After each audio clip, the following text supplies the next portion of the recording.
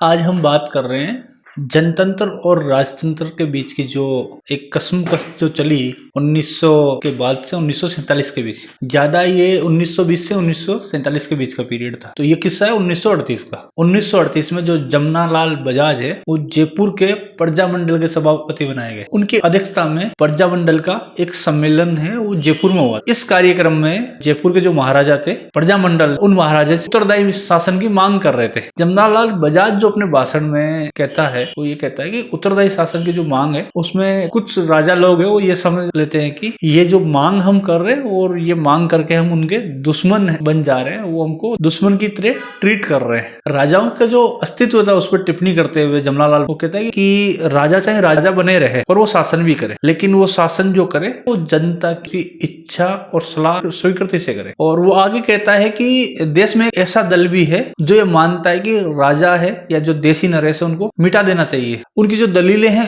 आगे वो जमनालाल बजाज कहता है इनकी जो ये दलीलें हैं कि ये राजा है और ये देसी रियासतों वाले हैं, उनको मिटा देना चाहिए, उसमें दम है।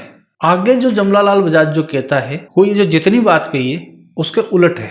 वो कहता है कि इस देश में उन लोगों की संख्या बहुत बड़ी है जो इस बात को मानते हैं कि देसी नरेश जनता के प्रभु है और उनका शासन आदर्श शासन है। उन्हें उनकी रियासत का ट्रस्टी या सेवक है वो बनाया जा सकता है। निष्कर्ष के रूप में हम ये कह सकते हैं कि 1938 के समय प्रजामंडल भी ये मानता था कि देश का सबसे बड़ा जो जन समूह है वो राजतंत्र को एक आदर्श शासन मानता है। राजा की जो छवि है वो बहुत ही आदर्श है। दूसरा वो ये कहता है कि राजा राज करे, हमको उससे कोई तकलीफ नहीं है, वो शासन करे, लेकिन वो स्वीकृति और सहमति से करे। तो अभी ये सवाल ये बनता है कि वो सहमति किससे ले। इसका मतलब तो ये हुआ कि वो कांग्रेस से और प्रजामंडल से सहमति से शासन करे, क्योंकि बहुसंख्यक जनता तो उसको आदर्श मानती है, उनके शासन को भी, और राजा को भी एक स्वामी की तरह मान रही है, उसको आदर्श शासन भी मान रही है। तो कुल मिला के बात है कि पॉलिटिकल बात है। अच्छा, ये 1938 का वाक्य है। तो 1938 में प्रजामंडल और प्रजामंडल का अध्यक्ष जमनालाल बजाज खुद ये स्वीकार कर रहा होता है कि जो